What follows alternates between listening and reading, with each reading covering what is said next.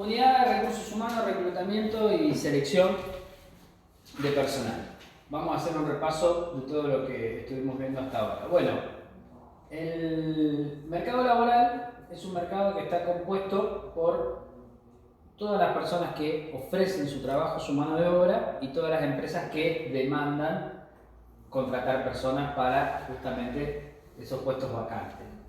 Podríamos decir que la intersección entre la oferta y la demanda, que es este punto de acá, son las cantidades de personas empleadas a un W, que es wage en inglés, que significa salario, que es el ingreso. O sea que, ¿qué tal? ¿Cómo andás?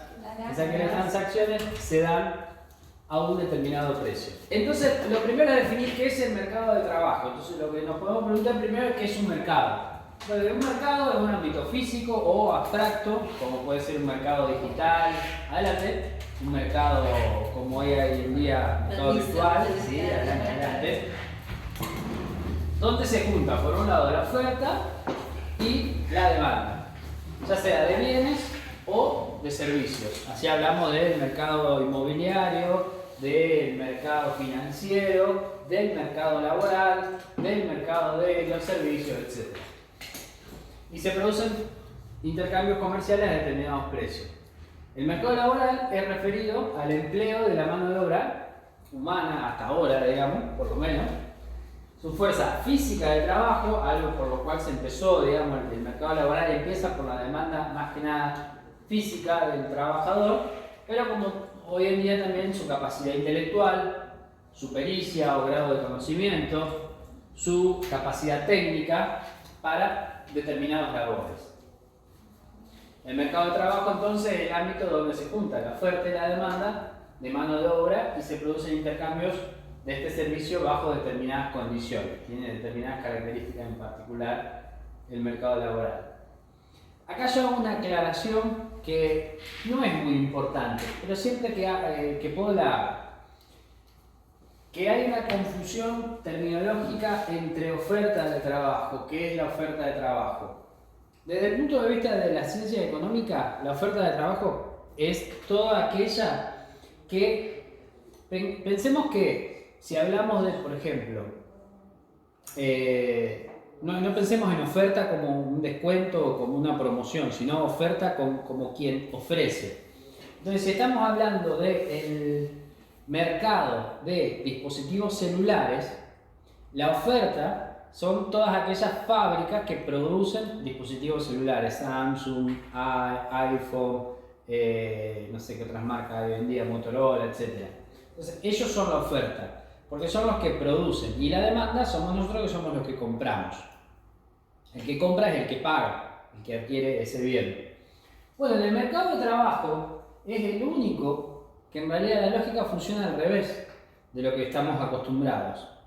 O sea, en realidad, desde el punto de vista de la economía, la oferta de trabajo es la que da el empleado, o sea, es quien está ofertando su mano de obra a un determinado precio, que es el salario, y por el cual va a satisfacer una demanda que es la de las empresas, que son las que están demandando un trabajo, una mano de obra.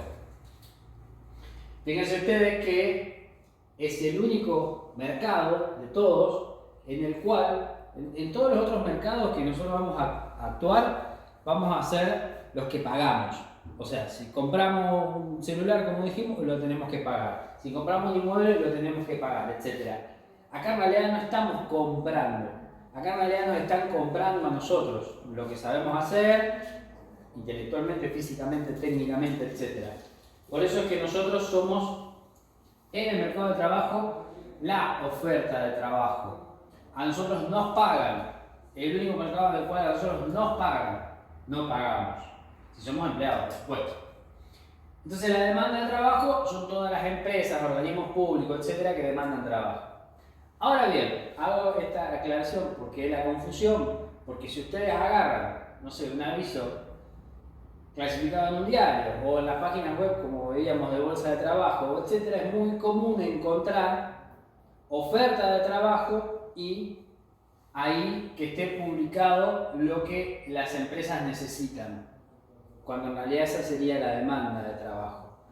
De todas formas, no hay problema. A mí me gusta aclararlo simplemente porque es una particularidad del mercado laboral. Es el único mercado en el cual nosotros interactuamos y en vez de nosotros pagar, nos pagan. ¿Por qué? Porque somos nosotros los dueños de la mano de obra. Después podemos discutir que nosotros en realidad no podemos fijar el precio. El precio está fijado de otra forma, de qué forma es el convenio colectivo de trabajo o el empleador es el que lo fija, etc. Bien, ¿y a qué precio se dan las transacciones en ese mercado? Bueno, al salario, digamos. El precio en el mercado de trabajo es la remuneración, el ingreso o el salario, que va a estar compuesto por un compuesto fijo, puede estar más un compuesto variable, puede ser todo variable, puede tener distintas denominaciones según el rubro, va a ser salario en uno, en otro va a aparecer conceptos como propina, en otro va a aparecer el término honorario si es un profesional, en otro va a aparecer una quincena, un jornal, etc. Va a tener distintas formas, digamos, pero es la forma en la cual se da esa transacción. Bien, y acá la pregunta es, ¿en qué consiste el proceso de reclutamiento? Por acá dice qué es y qué no es reclutamiento. Y empiezo por esto último, qué no es, porque para mí también es importante. En el mercado laboral, algo hablamos ya, muchas veces se dan abusos, digamos, de parte de personas que están necesitando trabajo, entonces alguien aprovecha de esa circunstancia. Entonces muchas cosas que se ofrecen, que parecen ser una búsqueda laboral, no lo son. Puede ser que nos estén buscando sacar nuestra información para después utilizarla para fines comerciales, para venderla, para hacernos llegar publicidad, etc.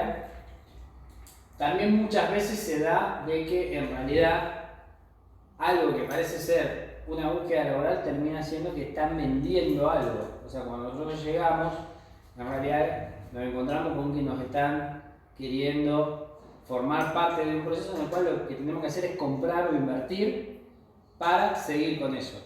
Eso no es una búsqueda laboral. También muchas veces o otras veces se da que en realidad es una capacitación, o sea, no solo un producto o un bien, sino una capacitación, un servicio lo que nos están ofreciendo, de decir, bueno, mira, nosotros te podemos formar para que vos de acá salgas como, no sé, un vendedor ejecutivo.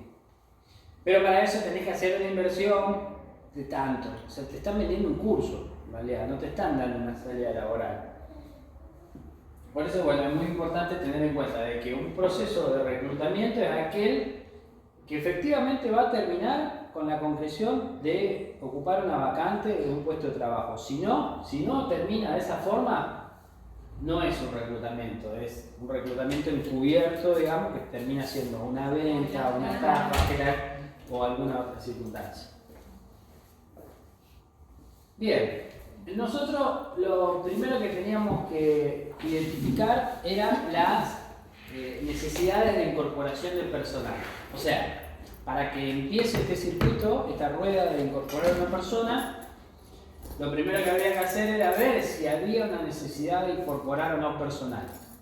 Excluyentemente, no. Puede pasar de que alguna empresa muy previsora anticipe y que no exista una necesidad y que diga, mira, yo por las dudas, antes de que se me jubile alguien, se me enferme alguien, renuncie a alguien, voy a empezar una búsqueda y voy a tener currículum por las dudas.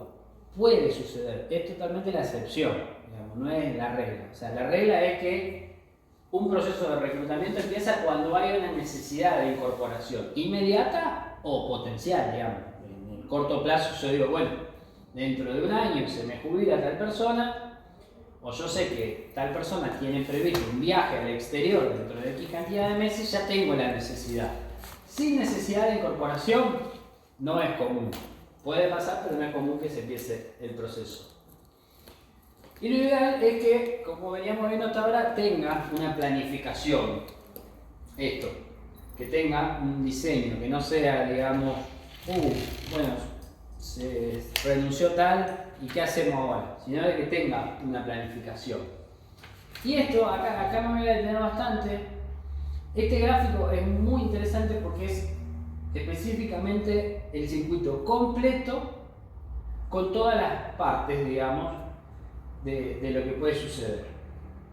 Lo primero, como dijimos, es que exista una vacante, actual o potencial.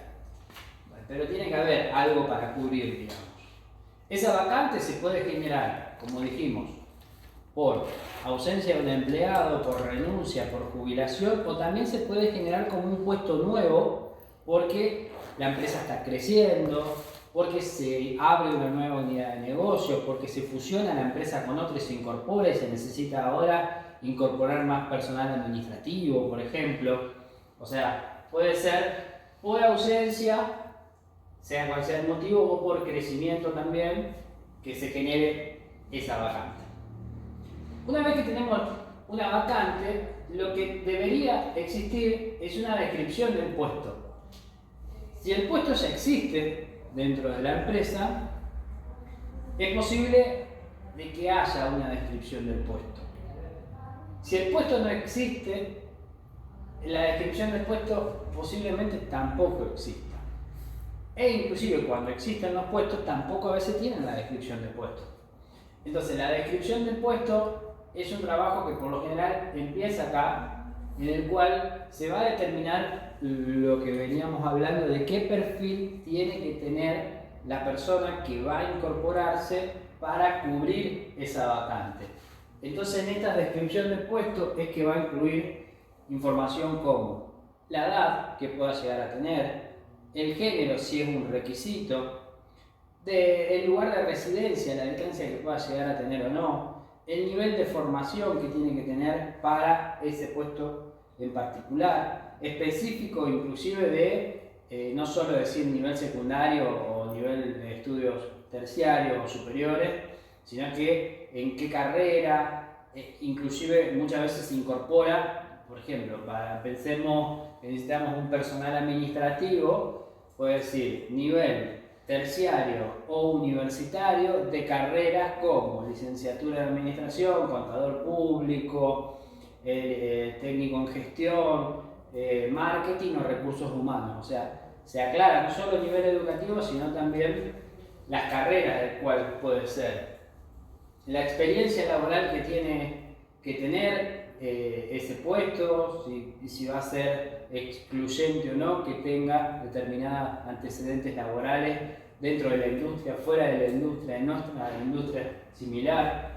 Y toda esa información es lo que va a generar una descripción de lo que se espera de ese puesto. ¿Cuáles van a ser sus funciones? ¿Cuáles van a ser sus objetivos? ¿De quién va a depender? Si va a tener personal a su cargo o no. Todo eso es la conformación del puesto, que es una información que cada puesto dentro de la empresa debería tenerlo. Debería tenerlo porque el día de mañana viene alguien nuevo, etc. Y decir, bueno, mirá, no es fulanito lo hacía así. El puesto requiere esto. Requiere que vos manejes sistemas operativos, requiere que vos tengas conocimiento en liquidación de sueldo, requiere que manejes otro idioma. El puesto, no porque se nos ocurrió, no porque la otra persona lo hacía así, sino porque el puesto lo requiere. Por eso es muy importante que existan las descripciones del puesto. E inclusive, si ya existiendo la persona dentro de la empresa, es importante también que exista esa descripción del puesto para que no haya problemas con cuáles son mis competencias y cuáles no. De todas formas siempre puede haber esa cuestión ahí de que esto sí me corresponde, esto no.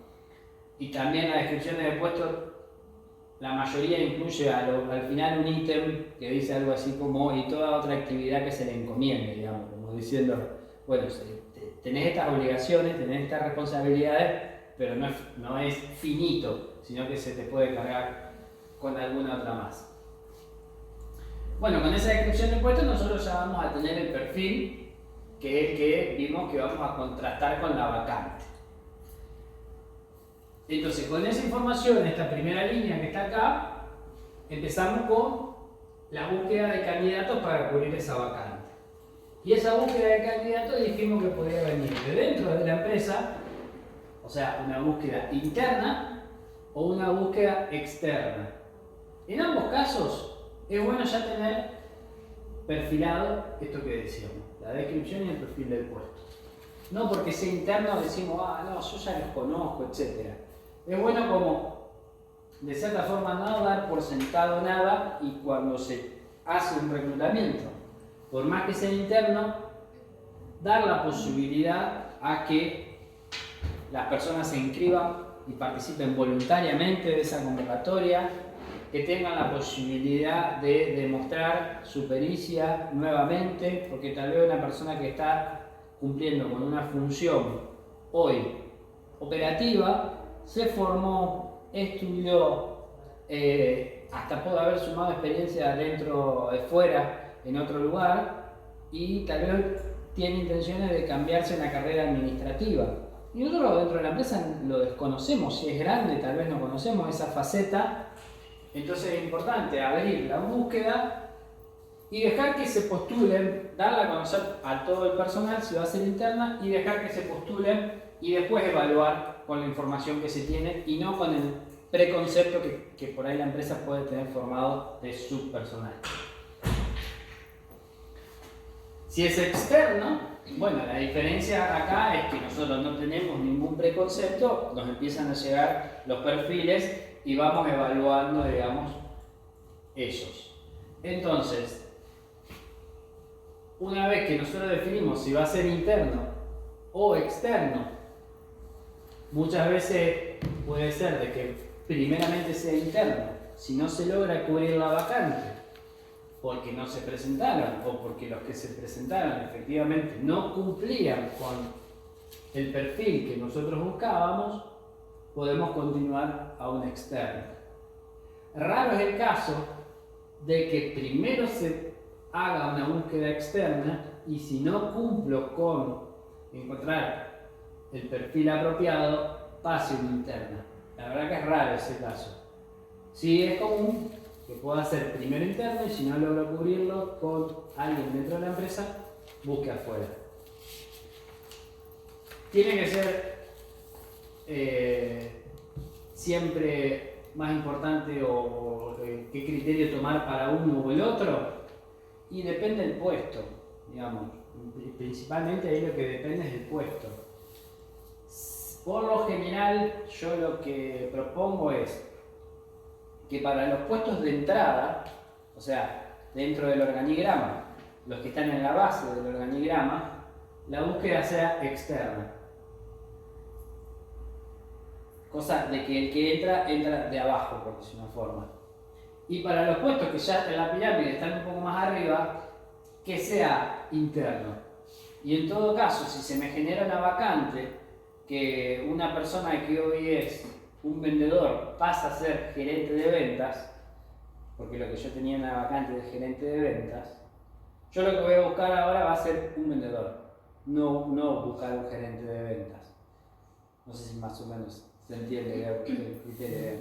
De esa forma estoy motivando a mi personal, estoy demostrando que hay posibilidad de carrera y a la vez estoy buscando a alguien que va a ser tal vez más fácil o más económico encontrar un vendedor que un gerente de ventas, que no necesariamente están buscando trabajo. Bueno, una vez que definimos si la búsqueda va a ser interna o externa, pasamos a la presentación y revisión de los currículum.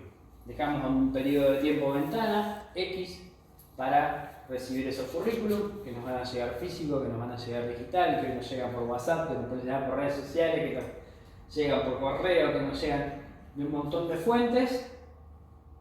Y esta es la parte, digamos, que más formato tiene de reclutamiento, porque es decir, bueno, acumulo los currículum y de eso ya empieza el trabajo de empezar a verlos, de empezar a evaluarlos, de empezar a revisarlos y de empezar a filtrarlos. De filtrar esos currículum es que va a salir 2 o 3 caminos posibles, digamos. Uno, candidatos Voy a tomar un mate. Bien, entonces, acá cuando empezamos con revisar los currículum, filtrado de currículum, cribado de currículum, tiene muchas formas, digamos, nos vamos a encontrar con 2 o 3 escenarios, digamos. Acá figuran 2, que son los más comunes, digamos, los candidatos que son aptos y los candidatos que no son aptos. Yo recomiendo 3, digamos, los candidatos aptos, los candidatos no aptos y los candidatos ni, digamos, esos que tal vez una parte de su perfil se condice con la vacante, pero vamos a suponer en un 60%, entonces te genera alguna duda. Tal vez le falte experiencia, tal vez le falte formación, tal vez si vamos a suponer el requisito era que sea de la ciudad de Santa Fe, tal vez reside en Santo Tomé, pero condice muy bien el perfil, entonces lo dejamos ahí en un ni para ver después. Si los candidatos aptos son una cantidad suficiente, tal vez no necesitamos recurrir a los ni, pero si no son suficientes, tal vez podemos tomar de esos ni. Y el candidato no apto, bueno, básicamente el criterio ahí es si coincide o no con el perfil profesional. Es eso, digamos, lo que nos va a ir determinando en esta instancia, rápidamente a simple vista, digamos, si continúan o no. En el caso que el candidato, digamos, su currículum caiga en el cajón de los no aptos, podríamos decir que para ese perfil, para esa persona, está cerrada el proceso. Lo que va a pasar ahí es 2 caminos posibles. Uno es que caiga en el olvido, digamos, y no se utilice más esa información. Y la otra es que sea almacenado en una base de datos para futuras búsquedas laborales. ¿De qué va a depender? Para nada va a depender del candidato. El candidato ni se entera de eso. Va a depender del seleccionador, de la empresa seleccionadora, de la consultora, de quien haga la selección. Algunos hacen esa base de datos, otros no la hacen. En mi caso particular, yo la hago porque al tener recurrentes búsquedas laborales, lo que hoy resulta no apto para una determinada vacante, tranquilamente puede ser muy apto para otra vacante. Y los candidatos aptos continúan el proceso. En esto, una de las preguntas era, ¿se avisa, no se avisa? Por lo general, en lo que es cuando en este proceso que estamos hablando de los currículum, no hay una comunicación. Puede llegar a haber un aviso de que no quedaste en una etapa posterior, que es cuando vos ya tuviste una entrevista, tuviste personalmente. Pero si en la etapa del currículum, tu currículum no fue incorporado, por lo general no hay devolución. Bueno, lo mismo, en la excepción, alguna empresa puede decir su currículum no fue tenido en cuenta, pero lo más común es que el candidato ni se entere de todo este proceso. Los candidatos aptos pasan a ser convocados para una entrevista. Esa, digamos, nómina de aptos se van a someter a pruebas, digamos, pruebas que van a estar en un formato de entrevista que puede tener inclusive varias etapas. Puede ser una entrevista, puede ser más de una entrevista, puede ser entrevista grupal, puede ser entrevista individual, puede ser entrevista virtual, puede ser presencial, puede ser de distinta forma la entrevista. Puede requerir pruebas psicotécnicas, puede requerir pruebas técnicas, como por ejemplo, bueno, sentate en la computadora y diseñar un logo. Nosotros necesitamos un diseñador gráfico. O bueno, vamos a hacer la entrevista en inglés para evaluar si efectivamente el idioma que vos manejás, digamos, el nivel de idioma que manejás se condice con la vacante.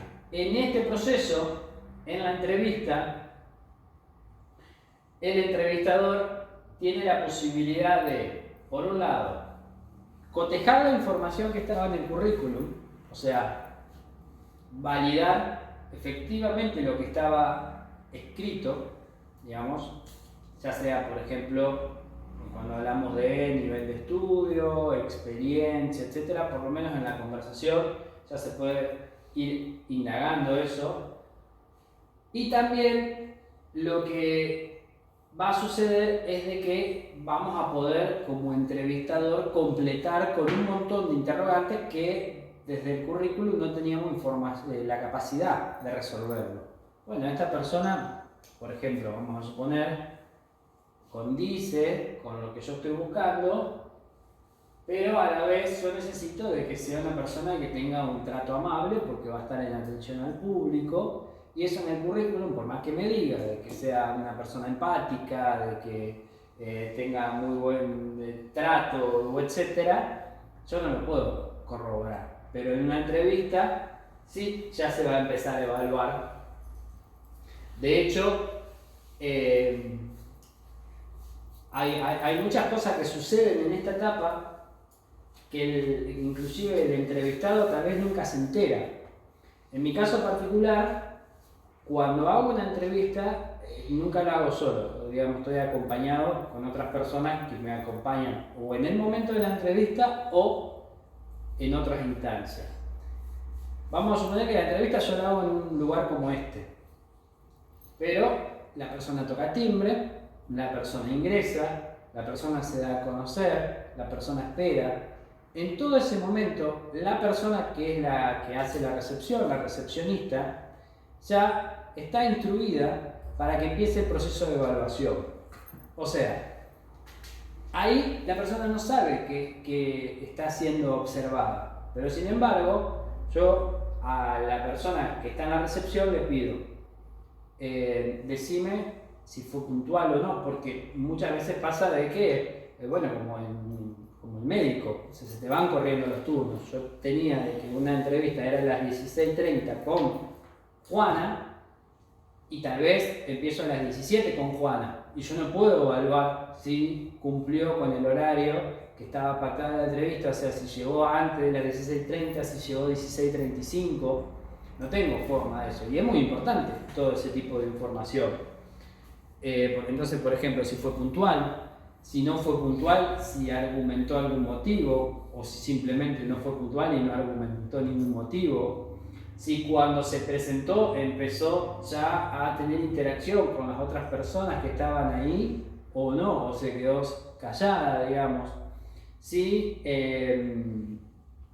demostraba signos de ansiedad, de nerviosismo, etcétera, o era una persona que estaba tranquila. Todo va a depender de lo que yo estoy buscando, qué es lo que le voy a decir a la otra persona que evalúe. E inclusive también puede de que, si estamos en un lugar como estos, que es muy común que tengan cámaras, de que sea complemento de esa información el momento que estaciona, el momento que deja la moto, el momento que está ingresando, toda la información puede ser parte de un input, digamos, para después analizar el perfil.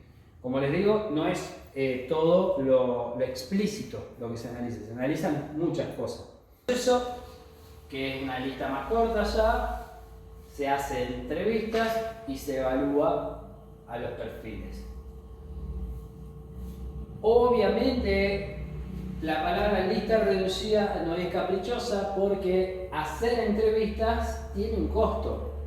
Tiene un costo, por más de que sea hecho todo por personal dentro de mi propia empresa, tiene un costo de tiempo, si quiere, tiene un costo de energía, tiene un costo de esfuerzo del procesamiento de esa información. Entonces, las personas que llegan a la entrevista no puede ser una lista muy extensa y yo de los currículums mandar porque sí, bueno, este puede ser, este puede ser, este puede ser, este lo mando. Tengo que tener una lista acá sí bastante comprimida. Por lo general, yo hago una primera entrevista a hasta 20 personas. Más de eso trato de que no me llegue. O sea, me llegan 400 currículum y de 400 currículum 20 llegan a entrevista, a la primera entrevista. Y de esos 20 posiblemente lleguen 6 a una segunda entrevista. y de esos 6 lleguen 3 a la instancia final. Entonces, se evalúa. De la evaluación, después podemos ya verificar credenciales, o sea, fíjense la instancia donde recién aparece, por ejemplo, validar títulos, cursos, etc. No significa que esto no pueda suceder antes. Pero lo más común, como decimos, hay una cuestión de economía procesal. No se puede, digamos, hacer mucha administración de información innecesariamente.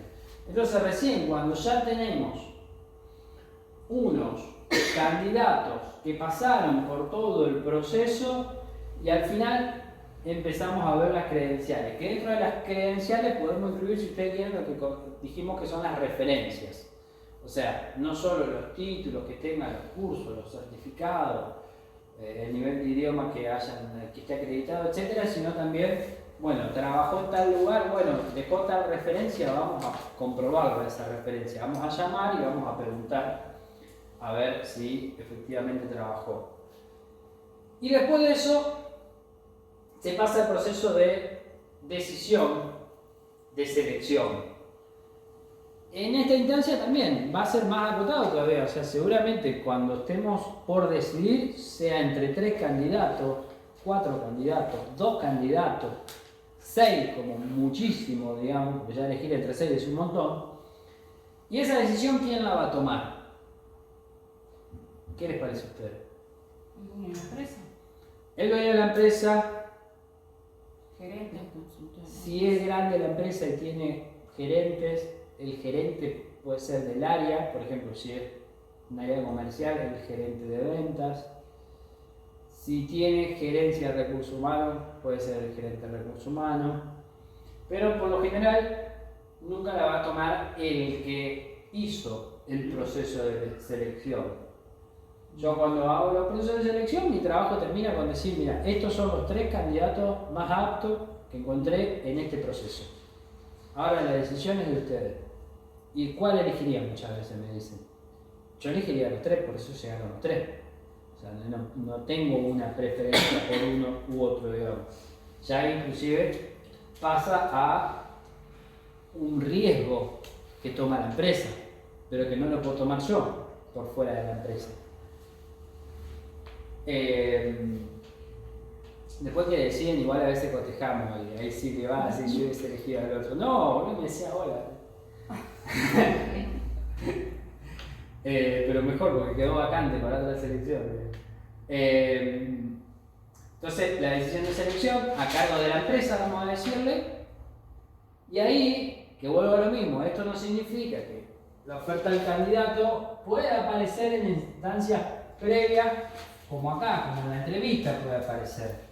La oferta del candidato significa blanquear toda la información que sea necesaria que el candidato sepa. Bueno, mirá, ya a esta instancia no se le puede ocultar nada.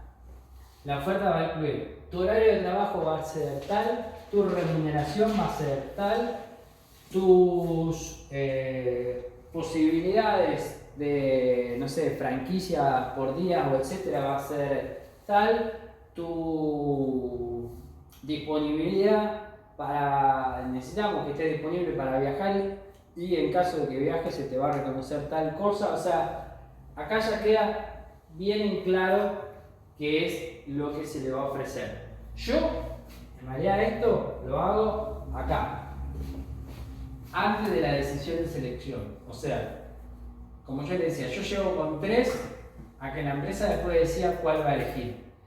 Esos 3 para mí, en mi criterio, ya tienen que tener la información perfecta, tienen que saber de antemano, porque inclusive puede suceder que la empresa diga, bueno, me quedo con Juana.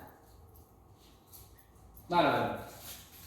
Le dice ahí lo que va a cobrar, por ejemplo, y Juana dice, no, yo por esa plata no, gracias. Entonces hay un momento, digamos, totalmente evitable. Entonces, yo prefiero que en todo caso, en una etapa anterior, a mí me digan, no, mira, la verdad que yo, si hay que trabajar los sábados, no. yo lo hago, bueno, listo, entonces se baja ese candidato y siguen siempre llegando 3 que realmente van a poder cumplir con esto. Entonces, en el proceso de selección, quien lo haga es importante que tenga esa información. Inclusive puede suceder que un candidato muy apto empiece la entrevista de trabajo de esa forma. O sea, me ha pasado de que personas me dicen, se sientan y me dicen, bueno, antes que nada, ¿cuánto se paga? Bueno, yo evalúo si esa información la voy a dar o no. Ya conozco el perfil y tal vez determino, sí, me interesa continuar con esta entrevista de esta forma, porque esta persona entiendo de que, no sé, hoy está con trabajo, el trabajo que tiene es muy interesante, yo lo que necesito es, por lo general se da cuando tenés que salir a cazar, digamos, a alguien que ya está en otro trabajo. O sea, si vos vas a buscar hoy un gerente, por ejemplo, es posible que ese gerente ya esté trabajando en otro lado. Porque ni siquiera se busca muchos gerentes que no estén trabajando, porque el gerente que no está trabajando, por algo se presume que no está trabajando, luego tiene que salir a cazar a otro gerente. Entonces te empiezan medio así como diciendo, bueno, a ver, ¿qué querés? Digamos, ¿qué hay? Digamos. Hago, este es el proceso completo, pero esta es la diapositiva tal vez la más importante, que es donde muestra todo. Ahora hago un breve repaso por algunas cuestiones.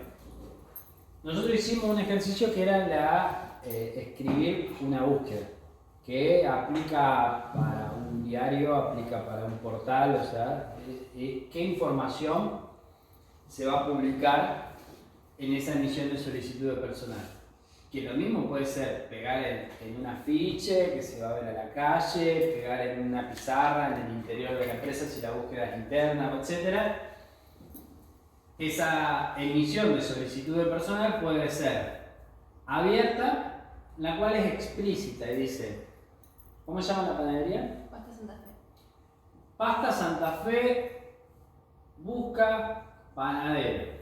Entonces tenemos información de quién es la maestro panadero, la entidad, la empresa que está buscando. Cerrada, en la cual importante panadería de Aristóbulo del Valle, o sea, hay una cierta información, no es del todo cerrada, pero hay, digamos, un cierto hermetismo al respecto. O,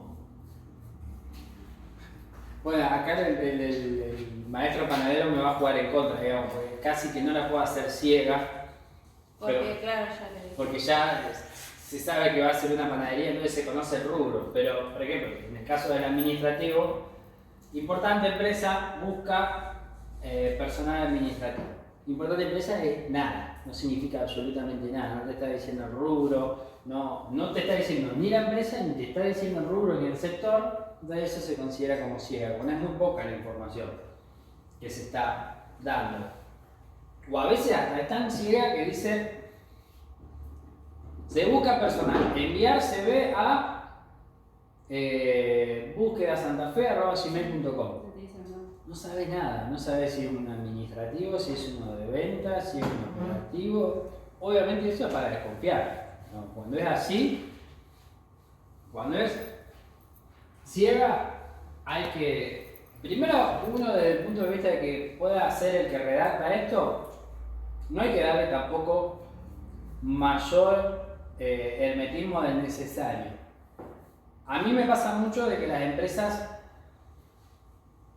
que están vinculadas, por ejemplo, mutuales, o que tienen así un grupo afín, vamos a suponer la mutual de policía, la mutual del trabajador de no sé qué, dice, mira, yo prefiero que no se diga que somos nosotros los que estamos buscando, porque enseguida me empiezan a llamar y me dicen, vos sabés que tengo mi hijo y qué sé yo. Entonces es como que se va contaminando el proceso de selección, porque ya saben que es la mutual de ellos, por ejemplo, o el gremio de ellos que está buscando. Entonces todos quieren presionar para que el hijo entre, digamos, o un familiar, etc. Entonces ahí sí, yo digo, bueno, no, a ver, no pongamos que es la mutual de docentes la que está buscando, ¿no? Es importante mutual, o mutual de Santa Fe está buscando. Entonces listo, ya sabe, el que tiene experiencia mutual y me va a brindar información, y no, si llega algún familiar o etcétera, no tiene absolutamente nada de malo, pero va a llegar sin saber, digamos, qué es. Por eso el criterio es acá definir según un poco el criterio de la empresa y el criterio del seleccionador.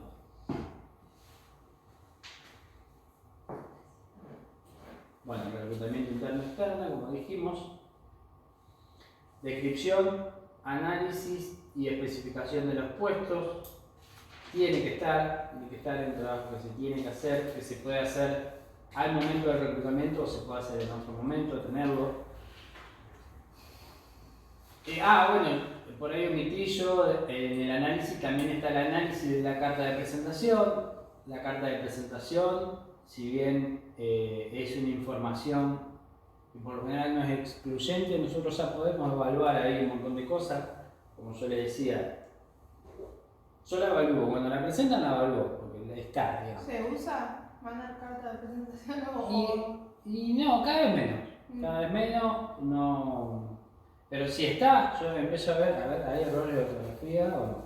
Si hay errores de ortografía, yo punto menos, ¿no? ¿Por qué mandaste una carta con errores de ortografía? Después empiezo a ver. Después empiezo a ver. Qué desordenado esto. No le dejó un interlineado homogéneo, o sea, hay un espacio entre uno y otro, en otro hay menos. Entonces, yo necesito a alguien que redacte correo electrónico. Si me lo va a redactar de esta forma, no, o sea, no el contenido. El contenido dicen todo lo mismo. Dice que es una persona que está buscando trabajo, de que tiene la mejor predisposición, de que le gustaría formar parte de una organización con proyecto, en crecimiento. Dice todo lo mismo. Yo no puedo evaluar eso, lo que empiezo a ver es la forma en la cual está. Y en la forma hay algunas que son muy interesantes. Mirá, acá incorporó un poco de diseño, le puso un marco, jugó un poco con los colores, utilizó negrita para destacar algo. Bueno, entiende de cómo viene la cosa, digamos. Es una arma de doble filo, digamos. Si no está, no pasa nada. Si está, que esté bien hecha, digamos. Puede dejar a alguien afuera una carta de presentación y dependerá del semblante del seleccionador. Si ya está muy mal copado y encontró ahí en la carta de presentación algo que no le gustó, artículo sexto puede pasar. Las entrevistas de trabajo ya sí son definitorias, digamos, lo que sucede ahí, y fin del proceso de selección. Bueno, esto ya lo vimos nosotros. Bueno, acá lo que hablábamos. Positiva, negativa, artículo sexto. La salida, el output de esto es un repaso. La salida de ese proceso de filtrado de los currículums es quedarse solamente con aquellos postulantes de características adecuadas al perfil y reducir el número de candidatos los factibles que se deberán entrevistar. Pasa la entrevista de trabajo. Dentro de la entrevista de trabajo se trabaja con una matriz de evaluación de candidatos, o sea, por lo general, el entrevistador tiene yo me la traje, voy a ver si lo puedo traer el jueves que viene. Una matriz en la cual va completando información que está estandarizada para poder evaluar después y cotejar. O sea,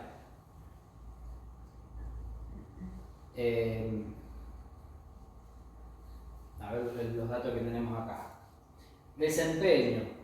Bajo, medio y alto, y potencial, bajo, medio y alto. Por ejemplo, yo tengo una variable de análisis que es experiencia laboral. Entonces, experiencia laboral, tengo lo que me presentó en el currículum y completo con lo que voy conversando de la entrevista. Y de ahí yo evalúo esa experiencia laboral. ¿Tiene un desempeño o una correlación alta o baja? Alta, baja o media. Pero con esos tres criterios, por ejemplo, esta matriz se arma antes. Antes el entrevistador determina eso y con esos criterios entonces va a evaluar a todos. Una vez que evalúas a todos, vos empezás a ver y decís, bueno, mirá, esta entrevista me arrojó un candidato que tiene una correlación de experiencia laboral alta, o sea, es muy afín su experiencia, digamos. Pero también vos fijame que el nivel de estudio, la correlación es media. y entonces tal vez tengo otro que es alta en experiencia y alta en nivel de estudio. Todo eso hace que yo tenga homogénea esa información, lo vuelque en una planilla por cada uno de los candidatos, después lo cargo en un Excel o directamente ya lo cargo en una computadora y puedo empezar a evaluar esa información. E inclusive le puedo asignar números, le puedo dar un ponderado con números y que eso después me arroje como una nota de la entrevista y que al finalizar me dé que, de hecho yo siempre hago así, de que tal perfil me dio como resultado un 7, tal un 7,6, tal un 8,2, tal un 9, y en base a eso después yo voy ordenando para decir cuáles voy a entrevistar por segunda vez. Entonces, ¿qué se incluye en esa matriz? Bueno, lo que sea, logros, méritos que haya obtenido, si tiene algún reconocimiento, por ejemplo, depende del perfil, si es de venta, si tiene algo que demostrar, de que sea buen vendedor, la formación, conocimientos del sistema, todo lo que nosotros necesitemos tiene que estar estandarizado para nosotros poder completarlo. O sea, no sirve o no está bueno de que yo cada persona que entre tenga una hoja en blanco y en esa hoja en blanco empiece yo a completar arbitrariamente lo que yo voy viendo. Porque después tendría que revisar cada una de esas hojas y cómo las comparo. Por eso es que se arma una matriz. Al armar una matriz con criterios definidos, después sí podés darle un número y compararlo. Por ahí no se entiende mucho viéndolo así, pero lo voy a traer el jueves que viene. Así vemos cómo es una matriz y podemos completar una entrevistando a alguien de ustedes. Bien, la entrevista habíamos dicho ya que hoy también muchas se dan en formato virtual y que tiene que tener las mismas características que una presencial, o sea, hay que tomarla como cosa seria. La salida, el output de las entrevistas es garantizar quedarse solamente con aquellos postulantes de características adecuadas al puesto. Acá ya no hay duda. Al final de las entrevistas tenemos que decir si estos son. Si se gana el caso de que al final de las entrevistas no tenemos candidatos que coincidan con la vacante, con el perfil, y bueno, se continuará, se empezará de vuelta y se abrirá de vuelta el reclutamiento y se seguirá recibiendo currículum y se filtrará de vuelta hasta ver si tenemos más. El número y la salida es el número de candidatos mínimos factibles de incorporar a la empresa. Digamos que esos que salgan de ahí estarían en condiciones todos de ser incorporados. Por eso se llaman plan A, plan B, plan C. Los tres estarían en condiciones de ser incorporados. De hecho, a veces me ha pasado de que han incorporado, era una vacante y han incorporado dos. Porque la verdad que no se podían decidir, entre los tres no se podían decidir de los dos. Los dos daban muy buen perfil, no lo querían desaprovechar y dijeron, bueno, vamos a incorporar a los dos. Bueno, bárbaro. ¿Y lo dejan a prueba o lo incorporaron a los dos? Yo sabía cómo, una cuestión, ¿sabes? Yo lloraba porque a mí me pagaron por una sola selección personal, incorporaron dos personas, yo no le cobré más, pero bueno, no importa. Claro, yo perdí, pero bueno, no importa. Siempre los toman a prueba. Los tomaron a prueba. ¿Siempre es a prueba una vez que sí, quiere al candidato? Sí, por lo general, ya de por sí, por la ley, digamos, de contrato de trabajo, los primeros meses son a prueba, 3 o 6 meses, digamos, y después de eso ya se consolida la relación laboral. Entonces, en ese periodo, digamos que es mucho más fácil terminar la relación laboral. Qué raro que no sea como una competencia de quién se quedaba con el puesto entre ellos dos. No, que existió la competencia, como siempre existe, digamos, pero la empresa le convencían los dos. Y como era para venta, en todo caso, bueno, venderemos el doble si incorporamos a los dos, digamos. Vamos a ver quién vende más. Claro. Después era tan interesante los perfiles que inclusive después uno de los dos, y mejor que tomaron a los dos, uno de los dos le ofrecieron otro trabajo en otra empresa, le mejoraron. No le vamos a decir no a le voy a nadie. decir. Pero es más interesante quién eran los candidatos. Digamos. ¿Quiénes son los candidatos? Poco le puedo decir. Bueno, la decisión, como dijimos, la toma la empresa. Y una vez que se toma la decisión, hoy lo vamos a ver medio rápido este tema. Está muy bien. Se incorporan a la empresa dentro de un organigrama. Este es lo que decíamos, digamos. Yo recomiendo que las búsquedas externas sean de acá y las búsquedas internas sean de acá. Bueno, ustedes sería el dueño, ¿no? Pero sean de acá, no de los puntos medios. Una vez que se incorpora, empieza ese periodo de prueba, digamos, en el cual hay que ver si efectivamente, por más bueno que haya sido el proceso, después la realidad humana de lo que sea, cualquier cosa que pueda surgir, cuestiones de salud, cuestiones de convivencia laboral, cuestiones de cambio de vida o lo que sea, hacen que esa persona continúe. Entonces ese primer periodo es como de prueba. De hecho, muchas empresas dan una garantía, muchas empresas que se dedican a la selección de personal dan un plazo de garantía, como cualquier servicio, es decir, bueno, mirá, de este proceso de selección tenés 6 meses de garantía. ¿Qué significa eso?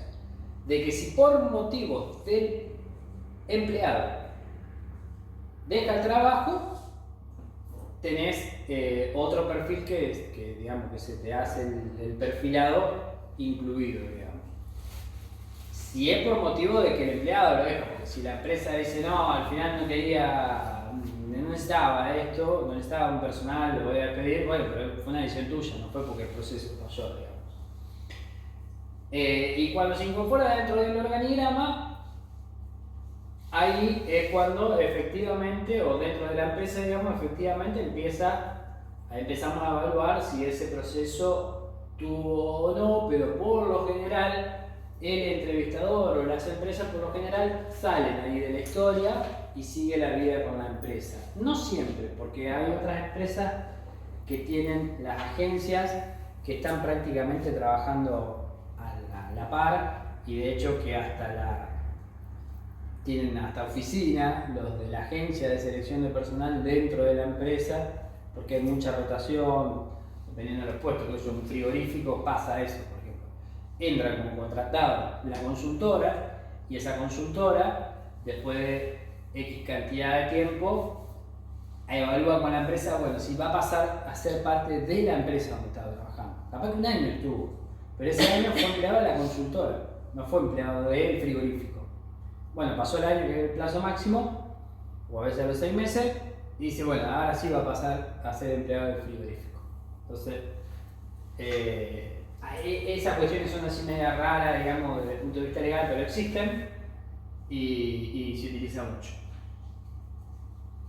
Bien, ¿qué es el organigrama? Por las dudas, el organigrama es la representación formal de la estructura de la organización, en el cual están los puestos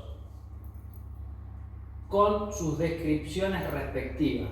Cada puesto tiene un nombre, tiene una descripción en el cual va a incluir sus obligaciones y sus responsabilidades, que más o menos puede ser lo mismo. Y también, bueno, sus derechos por lo general vienen aparte. Sus derechos no es que no los tenga, pero vienen en un convenio colectivo, no están en el organigrama contemplado los derechos del trabajador.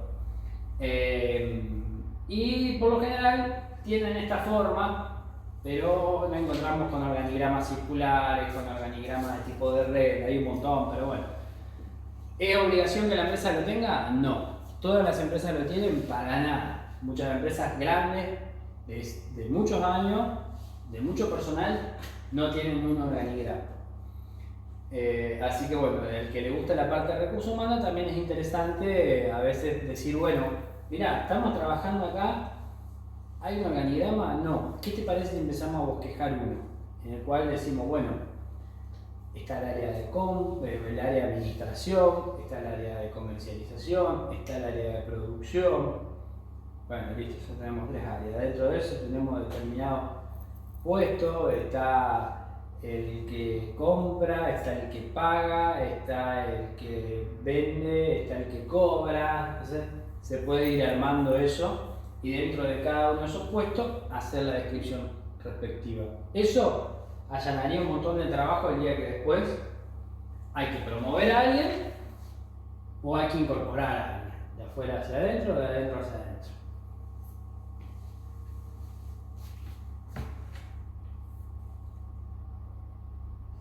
Bueno, las tendencias en el mundo del trabajo es un poco lo que veníamos conversando. Digamos. Cada vez hay mayor rotación de personal, o sea, ya no se da que una persona donde entra a trabajar piense en jubilarse, cada vez son menos los que tienen esa mentalidad, es, bueno, entro a trabajar, estoy un tiempo.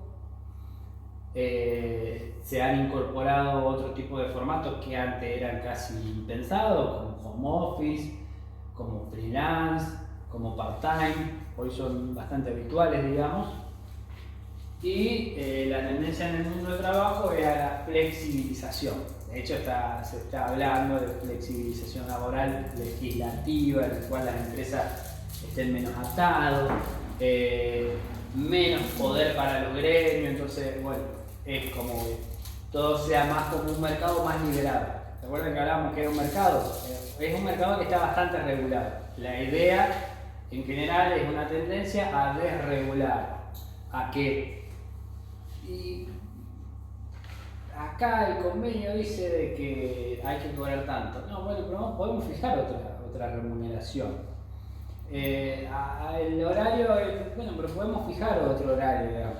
Hay que ver si en realidad es una relación simétrica, como para que se pueda dar eso, o si en realidad es asimétrica, en la cual una parte tiene un poder, digamos, mayoritario y no conviene que sea de esa forma. Entonces, bueno, pero de todas formas, más allá de que lo que yo pienso al respecto, la tendencia es eso, es a desregular el mercado de trabajo. Bien, y eso era lo que íbamos a